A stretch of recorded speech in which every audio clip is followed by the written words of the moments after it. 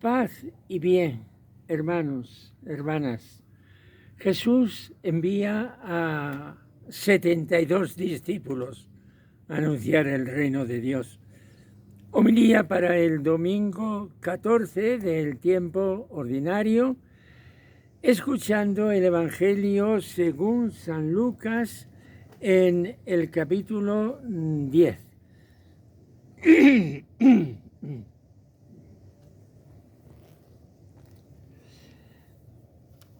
Después de esto, designó el Señor otros 72 y los mandó delante de él, de dos en dos, a todos los pueblos y lugares a donde pensaba ir él. Y les decía: la mies es abundante y los obreros pocos. Rogad pues al dueño de la mies que envíe obreros a su mies. Poneos en camino. Mirad que os envío como corderos en medio de lobos. No llevéis bolsa, ni alforja, ni sandalias, y no saludéis a nadie por el camino. Cuando entréis en una casa, decid primero: paz a esta casa. Y si allí hay gente de paz, descansará sobre ellos vuestra paz. Si no, volverá a vosotros. Quedaos en la misma casa, comiendo y bebiendo de lo que tengan, porque el obrero merece su salario. No andéis cambiando de casa en casa. Si entráis en una ciudad y os reciben, comed lo que os pongan. Curad a los enfermos que hay en ellas, y decidles: el reino de Dios ha llegado a vosotros. Pero si entráis en una ciudad y no os reciben, saliendo a sus plazas, decid: hasta el polvo de vuestra ciudad que se nos ha pegado a los pies, nos lo sacudimos sobre vosotros. De todos modos, sabed que el reino de Dios ha llegado. Os digo que aquel día será más llevadero para Sodoma que para esta ciudad. Los 72 volvieron con alegría, diciendo: Señor, hasta los demonios se nos someten en tu nombre. Él les dijo: estaba viendo yo a Satanás caer del cielo como un rayo. Mirad, os he dado el poder de pisotear serpientes y escorpiones y todo poder del enemigo, y nada os hará daño alguno. Sin embargo, no estéis alegres porque se os someten los espíritus. Estad alegres porque vuestros nombres están escritos en el cielo. Palabra del Señor.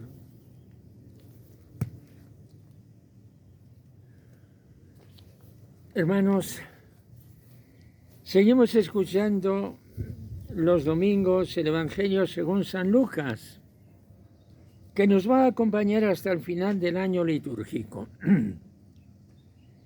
En un momento muy importante de su vida, cuando ya se había obrado el milagro importantísimo de la multiplicación de los panes, signo del banquete mesiánico que Jesús nos había preparado, cuando en el monte alto Jesús, en presencia de sus 3 escogidos, se había transfigurado ante el rostro de Dios, cuando todas estas cosas habían ocurrido, dice San Lucas: cuando se completaron los días en que iba a ser llevado al cielo, Jesús tomó la decisión de ir a Jerusalén. Fue una decisión firme y decidida que el evangelista la remarca con una extraña expresión que podríamos traducir así: enrostró el ir a Jerusalén. Puso su rostro firme porque sabía que ir a Jerusalén era ir a la muerte.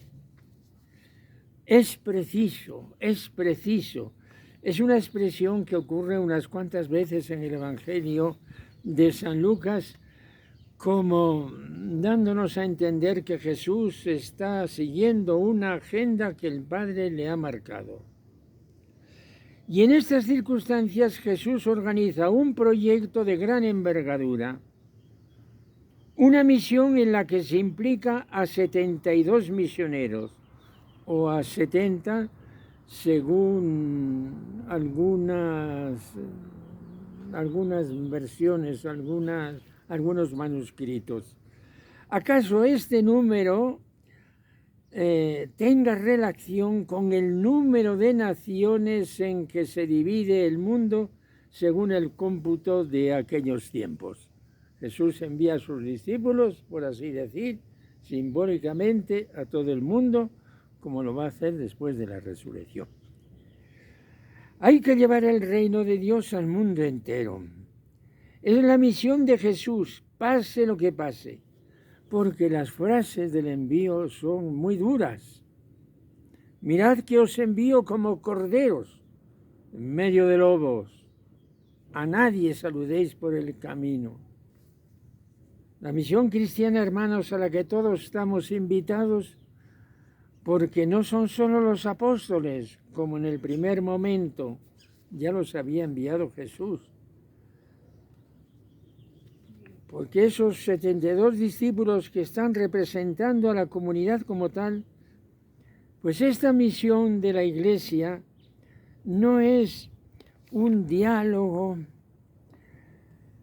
comprensivo, amable con la sociedad, un diálogo propagandístico para vender el producto que yo quiero vender, como hace la televisión en los anuncios, sino que es el ofrecimiento total de la salvación que Dios ofrece gratuitamente, el reino de Dios.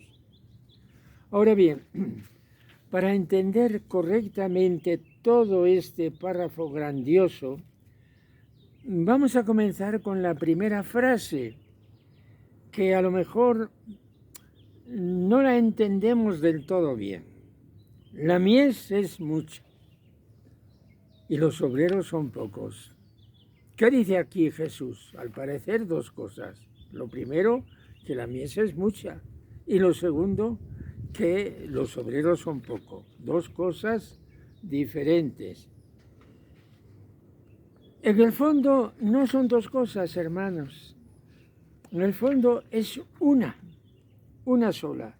Que la mies de Dios es tan abundante, tan abundante, tan abundante, que los obreros son pocos. Dios tiene una cosecha inmensa y esta cosecha es tan grande que los trabajadores no son suficientes. Es una visión radicalmente optimista para la historia del mundo. Hace falta obreros, hace falta misioneros para esta inmensa cosecha que Dios Padre ya ha preparado. Y si no van estos obreros, se va a perder esa cosecha.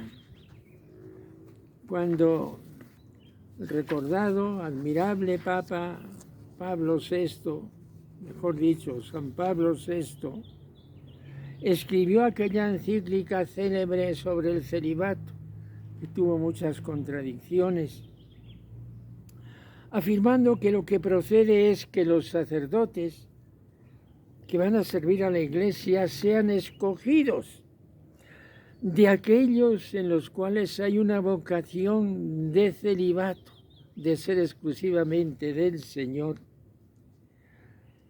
Hubo que responder a muchas objeciones y quizás la principal era esta: si no hubiera celibatos habría más sacerdotes.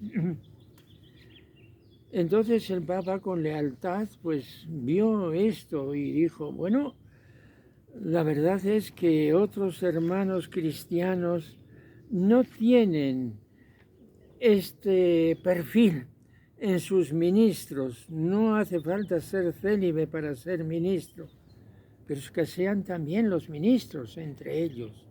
No es esa la cuestión, es más profunda.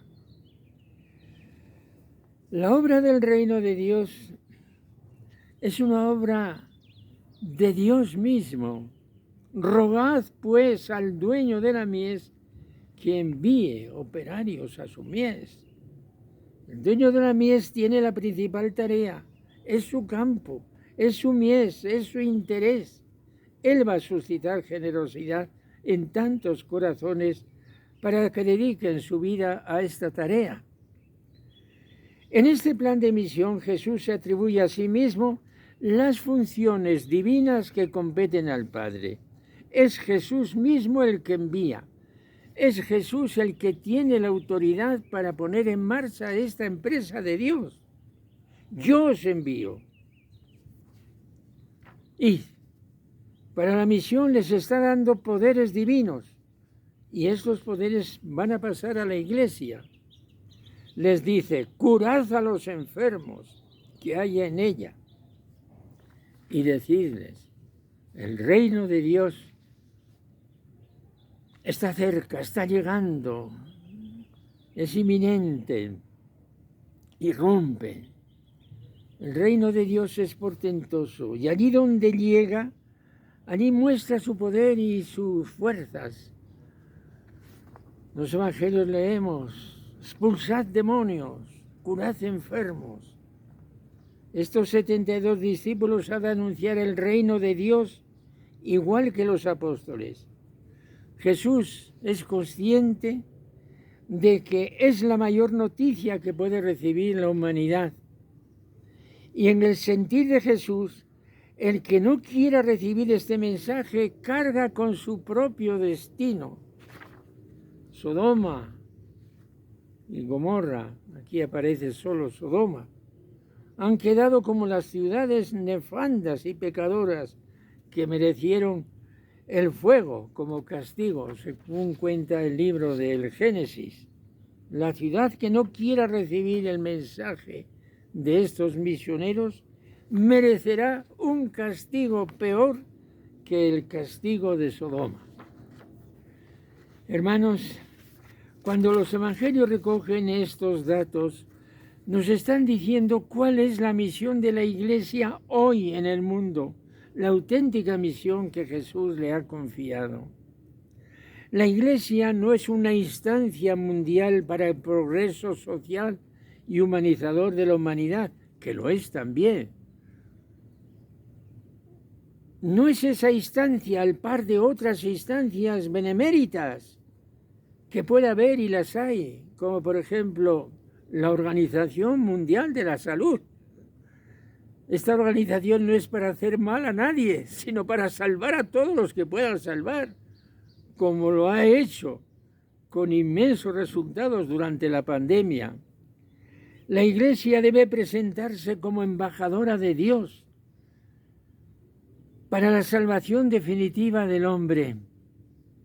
Claro que solo desde la fe podemos verla en esta perspectiva, pero eso es la Iglesia y no otra cosa, hermanos. Eso es la Iglesia y en eso estamos implicados todos. Si somos bautizados, somos misioneros de la fe que se nos ha regalado. Aquella asamblea sinodal que se celebró en Aparecida, Brasil, antes que el Papa Francisco fuera Papa y que allí él intervino como obispo de Buenos Aires y intervino con mucho éxito. En aquella asamblea se insistió mucho en esto.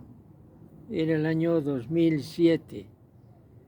El discípulo, por ser discípulo, es discípulo misionero. Es testigo de su fe con su propia vida y en el momento oportuno debe proclamar la fe con sus palabras.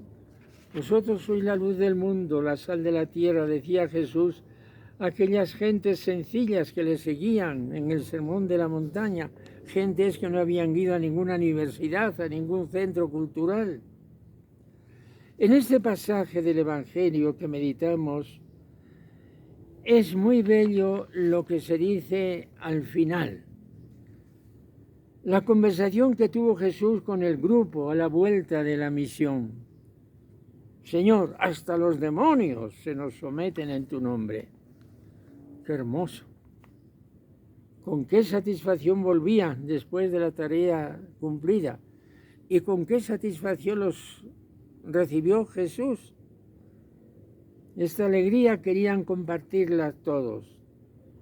Naturalmente que Jesús disfrutó de esta misión y se alegró con un inmenso gozo, pero el Evangelio nos dice qué es lo que Jesús les dijo a continuación, que al mismo tiempo era como el premio que les daba.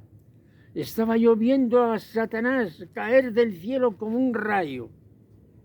Os he dado el poder de pisotear serpientes y escorpiones y todo poder del enemigo, y nada os hará daño alguno. Sin embargo, no estéis alegres porque se os sometan los espíritus. Estad alegres porque vuestros nombres están escritos en el cielo. Esto es bellísimo, hermanos. Todo trabajo es poco comparado con la alegría que el Señor nos da después. Dijeron los antiguos, quien salva un alma, salva la suya. Libro del profeta Isaías, en el capítulo final, nos da una promesa preciosa, como hemos escuchado en la primera lectura.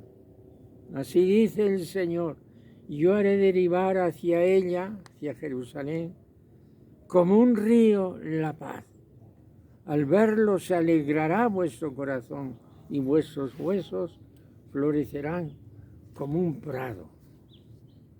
Concluyamos, hermanos, mirando a este Jesús de nuestra fe, a este Jesús que nos envía a misión, en distintos lugares y de distintos modos, según las ocupaciones que cada uno tengamos en la vida.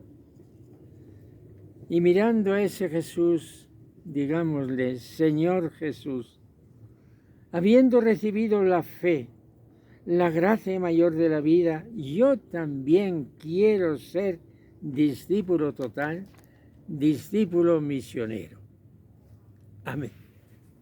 Hermanos y hermanas que me escuchan, a todos ustedes desde este lugar, he salido al jardín de la casa, donde me encuentro, en esta casa de formación de Hermanas Capuchinas de México. A todos ustedes, entre estos árboles y entre algunas flores, a todos les deseo un hermoso domingo y que este mensaje traiga muchas cosas dentro del corazón. Paz y bien.